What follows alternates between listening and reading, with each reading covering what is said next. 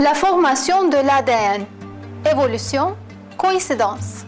Preuve scientifique, aucune. La théorie de l'évolution affirme que l'ADN s'est formé par hasard. Pourtant, si c'est bien le cas, il doit y avoir des molécules semi-ADN.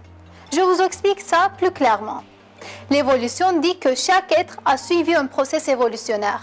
Un processus qui va de primitif vers le plus compliqué. Alors, ADN devait être au commencement un tas simple et devait ainsi se former pendant des millions d'années à un ADN complet. Même si on n'arrive pas à trouver des molécules pareilles, il fallait au moins savoir que des molécules semi-ADN auraient la capacité de faire ce qu'un ADN complet peut faire. Mais malheureusement, c'est impossible. Et l'évolution n'a aucune preuve scientifique concernant le sujet. Création. Preuve scientifique.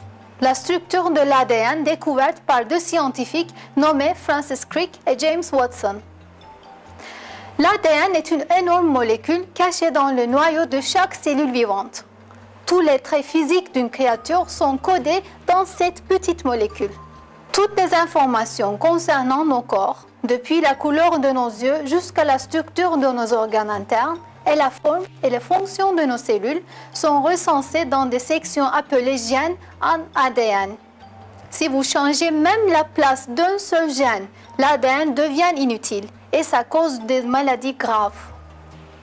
Si nous tentions d'écrire les informations de l'ADN, cela prendrait approximativement 1 million de pages, ce qui équivaut à une encyclopédie de 40 fois plus grande que l'encyclopédie britannique, qui est l'une des plus grandes accumulations de la connaissance de l'humanité.